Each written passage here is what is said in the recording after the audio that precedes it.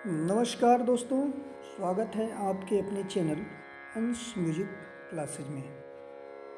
दोस्तों, हम सभी हिंदुस्तानी संगीत के परिचय के अंतर्गत लास्ट क्लास जो था वो श्रुति पर था। आज से हम सप्तक के बारे में जानेंगे। सप्तक क्या है? जैसा कि आप सभी को पता ही है कि मैंने सप्तक पे 3-4 क्लासेज ऑलरेडी पहले से बना रखे हैं, तो आप डिटेल में वहाँ और अच्छे से समझ पाएंगे प्रैक्टिकल के साथ। तो उसको ज़रूर देखिएगा, मेरे चैनल पर पड़ा हुआ है ऑलरेडी। तो आज हम सप्तक की परिभाषा जानेंगे। बेसिक जो भी हमारे लर्नर हैं उनके लिए है, सप्तक है क्या, किसे कहते हैं सप्तक, तो इन सारी चीज़ों को आज हम कवर करने वाले हैं। तो मैं आशा करता हूँ कि आप सभी अच्छे होंगे। तो आइए शुरू करते हैं क्लास। से पहले मैं बता दूं कि हमारे डिस्क्रिप्शन बॉक्स में टेलीग्राम चैनल का लिंक है, उससे भी आप जुड़े।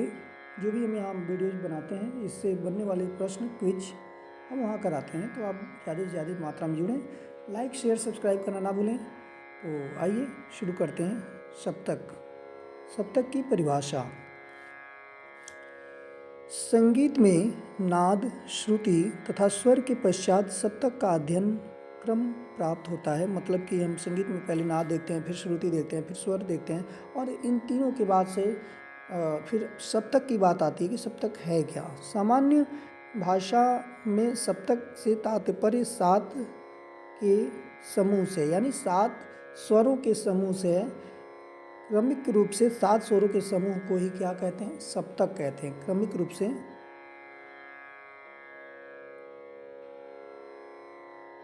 7 स्वरों के समूह को सप्तक कहते हैं। ठीक है। सामान्य भाषा में समूह से है सप्तक सप्तानाम समूह। ठीक है। इसी का अभिप्राय संगीत में सप्त स्वरों के क्रमिक समूह से लिया गया है, यानी कि 7 स्वरों के क्रमिक समूह को सप्तक कहते हैं। ध्वनि के आधार पर यद्यपि अनेक सप्तक निर्मित हो सकते हैं, ध्वनि के आधार पर अनेक सप्तक बनाए जा सकते हैं, बन सकते हैं, परंतु संगीत में प्रायः 3 ही सप्तकों की बात होती है। संगीत में कितने सप्तकों का प्रयोग किया जाता है? तो 3। सप्तक को स्थान का नाम भी दिया गया है, यानी सप्तक को स्थान के नाम से भी जानते हैं। इन तीनों सप्तकों को संक्षेप में इस प्रकार समझा जा सकता है। तो पहला है मंद्र सप्तक। ठीक है। पहला क्या है? मंद्र सप्तक। मंद्र का अर्थ नीचा से है। ठीक है। मंद्र का अर्थ क्या है? अपनी शुद्ध अवस्था से थोड़ा नीचे से है। जो सप्तक सामान्य ध्वनि से दुगुनी नीची ध्वनि के लिए प्रयुक्त होता है, उसे मंद्र सप्तक कहते हैं। ठीक है। यानी कि कह रहा है कि जो सप्तक सामान्य ध्वनि से दुगुनी नीची, यानी कि मध्य सप्तक का सा का आंदोलन संख्या 240 है, तो इससे दुगुना नीचे यानी 140 में मंद्र का सा होगा। ठीक है। मंद्र का सा होगा। वही कह रहा है कि दुगुनी नीची ध्वनि के लिए प्रयुक्त होता है, उसे मंद्र सप्तक कहते हैं। गायन में इस सप्तक के स्वरों का उच्चारण करने से कंठ पर जोर पड़ता है, और इसमें इस सप्तक में स्वरों का अगर उच्चारण हम करते हैं तो इसमें क्या होता है? हमारे कंठ पर जोर पड़ता है। सा नि धा पा मा, है ना। लिखने में मंद्र सप्तक के स्वरों की पहचान के लिए उनके नीचे बिंदी लगा दी जाती है, जैसे सा रे गा मा पा धा नी। जो देख रहे हैं, स्वरों के नीचे नीचे ऐसे डॉट डॉट डॉट डॉट बिंदी करते हैं। ये चिन्ह भातखंडे पद्धति के अनुसार है। भातखंडे स्वरलिपि पद्धति के अनुसार जो है, मंद्र सप्तक को दर्शाने के लिए स्वरों के नीचे नीचे डॉट डॉट बिंदी लगाते हैं, या जीरो का चिन्ह ऐसे ऐसे गोला गोला बनाते हैं। ठीक है। सा नी धा, ठीक है, ऐसे ऐसे बनाते हैं। ठीक है। स्वर आप जान ही गए कि स्वर कोमल विकृत, तो ठीक सप्तक में भी हम जैसे अब मंत्र सप्तक के नीचे बिंदी बिंदी लगा रहे हैं, अगर कोमल दिखाना होगा तो रे के नीचे कोमल का ऐसे डैश लगाएंगे, उसके नीचे बिंदी दिखाएंगे, ग के नीचे बिंदी लगाएंगे, ऐसे कोमल का दिखाना होगा तो तीव्र के ऊपर ऐसे तीव्र का चिन्ह लगाएंगे, नीचे बिंदी लगा देंगे, तो समझ में आ जाएगा कि ये क्या है, मंत्र सप्तक का तीव्र माँ है। तो इस बात का भी ध्यान दीजिएगा। सीधे सीधे यहाँ हम सप्तक पढ़ रहे हैं तो सप्तक में ये समझ लेना है कि स्वरों के नीचे नीचे बिंदी लगाएंगे तो वो जान जाएंगे कि ये मंत्र सप्तक है। समझ में आया गया होगा। अब हम देखते हैं मध्य सप्तक। मध्य सप्तक, मध्य का अर्थ है बीच का अथवा सामान्य। मध्य का अर्थ है बीच का अथवा सामान्य, जिसमें हम नॉर्मली बोलचाल की भाषा हमारा जो हम जिसका प्रयोग करते हैं। गायन वादन का अधिक प्रदर्शन इसी सप्तक में किया जाता है। अब गायन वादन का अधिकतर जो है अधिकतम जो प्रयोग होता है वो इसी सप्तक में होता है। मंत्र सप्तक के स्वरों से इस सप्तक के स्वरों की ध्वनि दुगुनी ऊंची होती है, यानी कि जब अब हमारा जो है 140 का मंत्र सप्तक का सा था, अब इसका दोगुना 240 का, ठीक है, सॉरी 120 का हमारा मंत्र सप्तक का सा बोलता है। तो ये मध्य सप्तक का इसका दोगुना 240 जो है मध्य सप्तक का हमारा सा बोलेगा। सॉरी पीछे भी ये थोड़ा सा वो हुआ, उसको देखिएगा, 120 का सा है, 140 का नहीं, सॉरी।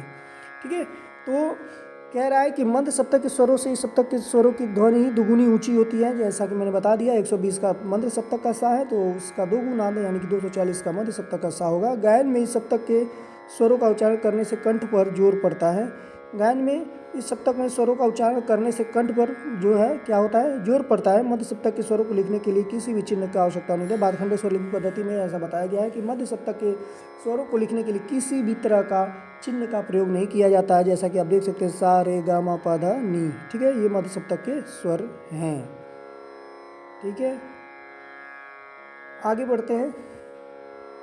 तार सप्तक, मध्य सप्तक से ऊंचा गाने के लिए तार सप्तक के स्वरों का प्रयोग किया जाता है। यानी कि जैसे मध्य सप्तक हम गा रहे हैं, ऐसे मध्य सप्तक से अब ऊंचा जैसे ही गाएंगे तो हमें तार सप्तक की आवश्यकता समझ में आएगी, पड़ेगी। इस सप्तक के स्वरों की ध्वनि मध्य सप्तक के स्वरों से दुगुनी ऊंची होती है। ठीक है, यानी कि जैसे मध्य सप्तक का जो सा था वो 240 का था, अब जैसे तार सप्तक का सा जो हो जाएगा वो सीधे क्या हो जाएगा, 480 का हो जाएगा। ठीक है, इसको हम तार सा बोलते हैं, दुगुनी ऊंची होती है। तार सप्तक के स्वरों के उच्चारण के लिए तालु तथा मस्तिष्क पर जोर पड़ता है। अब जब तार सप्तक के स्वरों का उच्चारण करेंगे तो उसमें हमारा तालु या मस्तक पर हमारा जोर पड़ेगा। जैसे मान लीजिए सा ने, ये हमारा जो मध्य सप्तक हो गया सा। मंत्र सप्तक जब प्रयोग करेंगे सा ने धा पा, नीचे जैसे ही उतरेंगे शुद्ध से थोड़ा नीचे उतरेंगे तो मंद्र होगा। जैसे ही जब तार की तरफ बढ़ेंगे सा रे ग म प ध नि सा, सा रे ग, ये हमारा तार सप्तक के जा रहा है जिसमें हमारा तालु और मस्तक पर जोर पड़ रहा है। इन स्वरों को लिखने के लिए स्वर के ऊपर बिंदी लगाते हैं। ठीक है, अब तार सप्तक के स्वरों को लिखने के लिए इसके ऊपर क्या करते हैं, बिंदी लगाते हैं। यानी कि मंत्र में जो बिंदी नीचे लगाते थे अब मध्य तार में वही बिंदी स्वरों के ऊपर लग जाएगा। ये चिन्ह है, बताता है कि जो स्वर है ये तार सप्तक का है। ठीक है ना, स्वर क्या है, तार सप्तक के हैं। स्वरों के ऊपर बिंदी तार सप्तक, स्वरों के नीचे बिंदी मंत्र सप्तक, कोई भी चिन्ह नहीं मध्य सप्तक। ठीक है, बिंदी लगाते हैं जैसे ये दिख रहा है, ये चिन्ह भातखंडे स्वरलिपि पद्धति के अनुसार है। ठीक है, गायन और वादन में प्रायः इन्हीं तीनों सप्तकों का प्रयोग किया जाता है। हमारे इन्हीं तीनों सप्तकों का प्रयोग गायन वादन में होता है। 7 शुद्ध स्वरों के साथ उनके 5 विकृत रूप भी सप्तक के अंतर्गत माने जाते हैं। यानी कि जैसा हम स्वर के अंतर्गत आपको बताए थे, संगीत में कुल 12 स्वर होते हैं, संगीत में स्वर कितने तो 7 होते हैं, 7 शुद्ध 5 विकृत, उन सभी का सप्तक के अंतर्गत प्रयोग होता है और सप्तक में पाए जाते हैं वो सब 12 स्वर। ठीक है, इतना समझ में आ गया होगा आई थिंक आपको। तो आज के बनने वाले जो प्रश्न हैं आपके सामने हैं, आप बताइएगा संगीत के संदर्भ में सप्तक से क्या अभिप्राय है, संगीत में कितने सप्तकों का प्रयोग किया जाता है, उनके नाम बताइए। तीनों सप्तकों को लिखते समय उनमें कैसे अंतर रखा जाता है, 3 सप्तकों में स्वर लगाते समय शरीर के किस भाग पर विशेष प्रभाव पड़ता है, और अंतिम प्रश्न कि क्या सप्तक के साथ शुद्ध स्वरों के साथ शेष 5 विकृत स्वरों का गायन वादन में प्रयोग होता है। इन सब का कमेंट बॉक्स में कमेंट करके आंसर दीजिएगा। और थैंक्स फॉर वॉचिंग।